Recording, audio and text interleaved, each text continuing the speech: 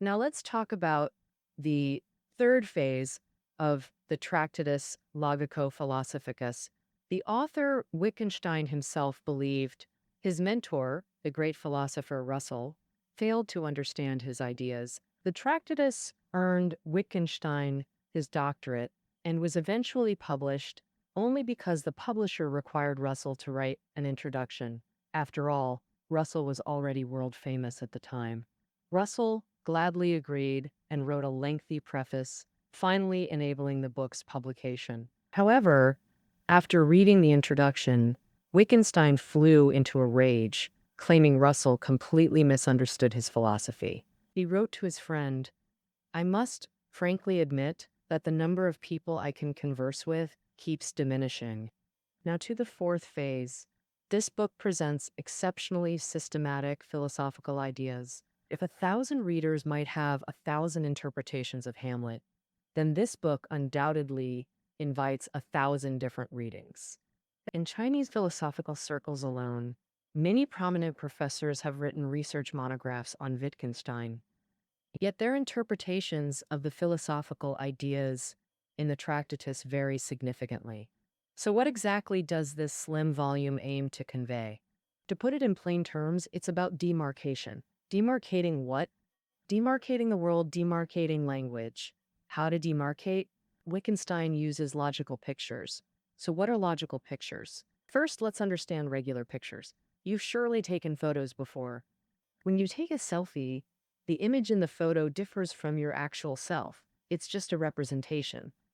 Wittgenstein proposed that the relationship between our lived world and our language is that of logical pictures. Language can photograph reality. Specifically, our world consists of four components: objects, states of affairs, facts, and the world itself. Individual entities are objects. Objects combine to form states of affairs. States of affairs combine to create facts. Facts combine to constitute the world. You might find these four components too abstract. Don't worry.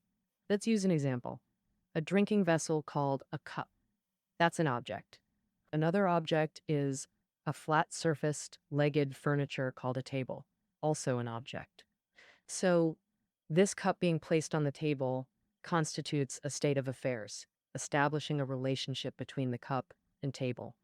Now, the table being situated within a room forms another state of affairs. The room containing a table, which in turn holds a cup, constitutes a fact. The world itself is built from these accumulated facts.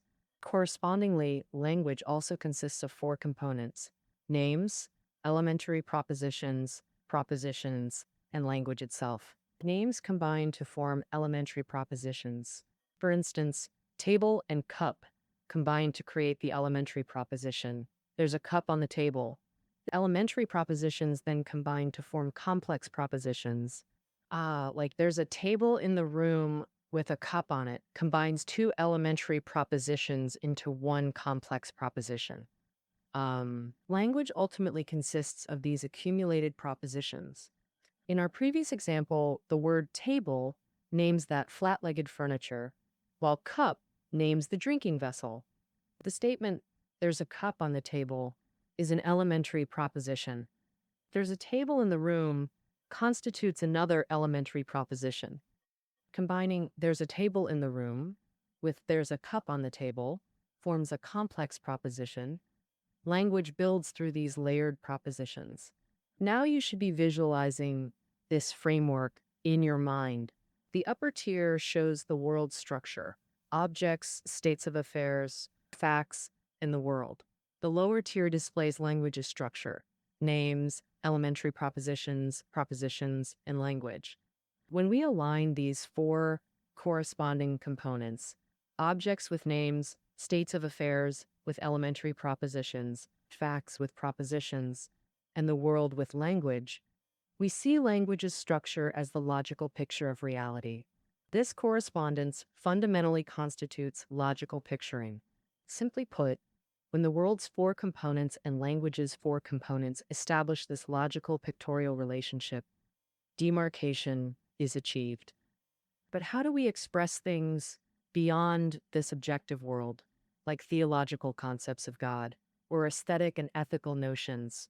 Wittgenstein deemed these as mystical matters about which we must remain silent. He famously summarized his work: "What can be said at all can be said clearly, and whereof one cannot speak, thereof one must remain silent." The speakable realm consists precisely of our experiential world. All this can be clearly articulated, since these lie within our linguistic boundaries. But what about what we can't articulate clearly? Transcendent matters like God, aesthetics, ethics. How should we handle the ineffable?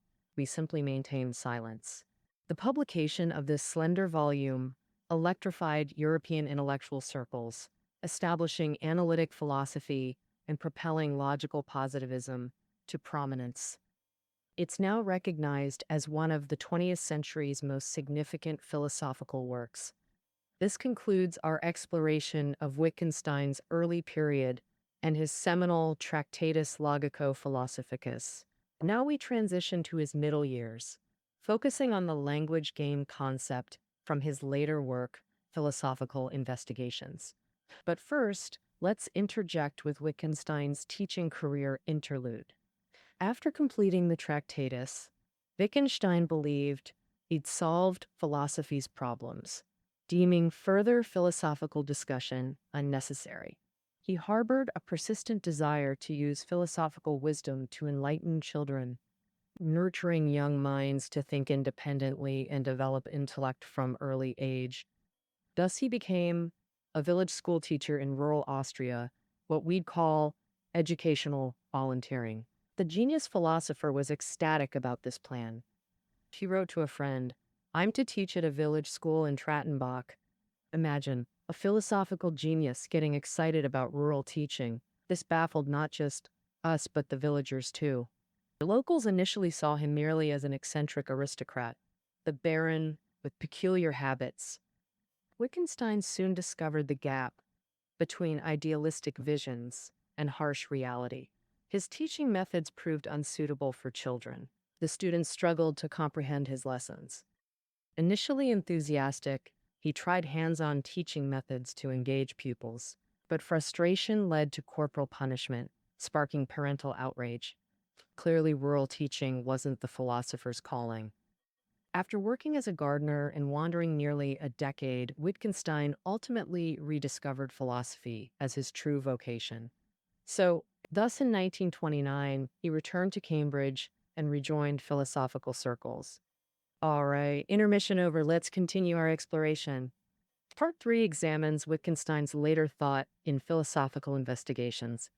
After the Tractatus brought him fame, many critics argued his work was overly idealistic, fundamentally flawed by isolating language from its usage context. Devastating critiques. These criticisms prompted Wittgenstein's reconsideration, recorded in countless notes. Customarily compiled, these became Philosophical Investigations, his definitive later work. What ideas does this book present? How does it differ from his early philosophy? I will highlight 3 key concepts: language games, forms of life, and family resemblances.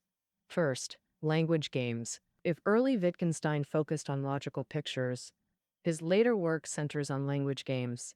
Earlier, we discussed language as logical photographs of reality, presupposing words simply name objects, like table or fire, directly reference things. Imagine this construction site scenario. You're an apprentice. Your foreman yells, "Brick! Block! What should you do?" How would you respond? If you said, "I know what bricks and blocks are," the foreman would be furious.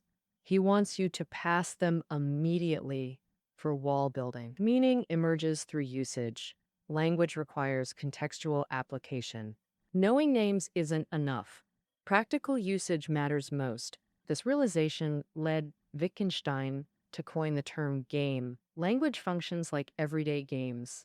Thus, language-games are defined by 2 features: context and use.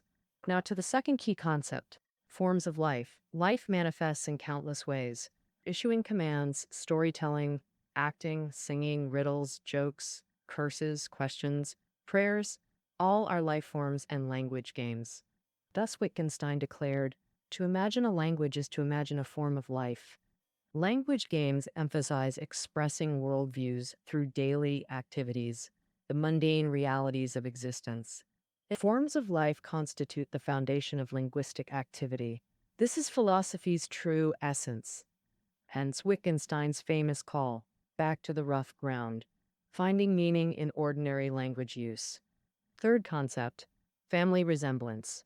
Games vary wildly. Childhood activities like fishing, climbing trees, chess, corn stealing, sweet potato roasting, do these share common essence? We might seek essential qualities defining gameness. But Wittgenstein rejected essence, proposing family resemblance instead.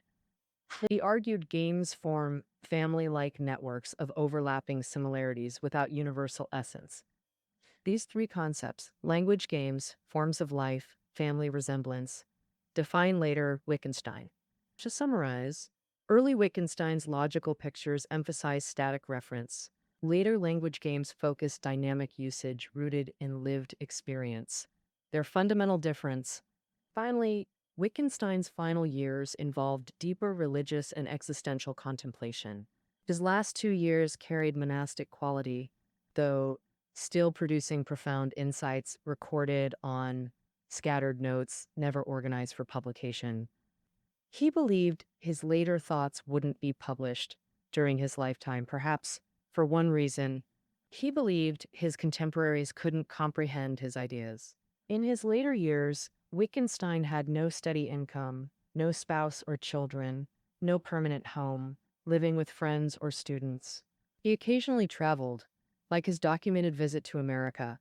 The biography records an anecdote at Cornell University's philosophy gathering, initially mistaken for a vagrant at the event, until his introduction as Professor Wittgenstein caused collective gasps of astonishment. Who could imagine this renowned genius philosopher appearing so unassuming and destitute? Returning to Cambridge, he was soon hospitalized with prostate cancer, contemplating religion amidst pain. Suffering often drives profound existential questioning. Biographer Ray Monk dedicates significant space to Wittgenstein's religious contemplations. Wittgenstein even stated, "Believing in God means understanding life's meaning." This resonates with wartime experiences.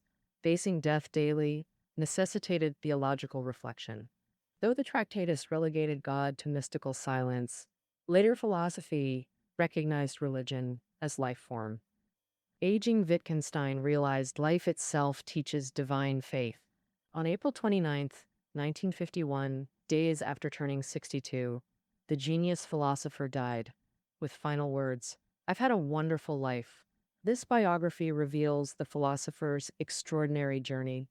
Born wealthy, yet shaped by strict upbringing and brother's suicides into sensitive, obsessive introversion, youthful philosophy passion brought fame through the Tractatus, yet arrogance led him to teaching, before returning to revolutionize philosophy with language game theories.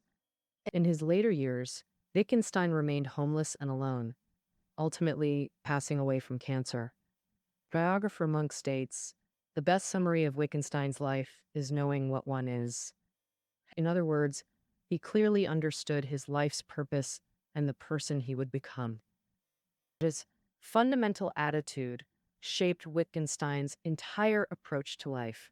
A genius's responsibility is to leave their intellectual legacy for the world. Let us therefore remember his famous maxim as tribute to this genius: to imagine a language is to imagine a form of life. This concludes our exploration of Wittgenstein's biography. Study notes are available below the audio. Until tomorrow,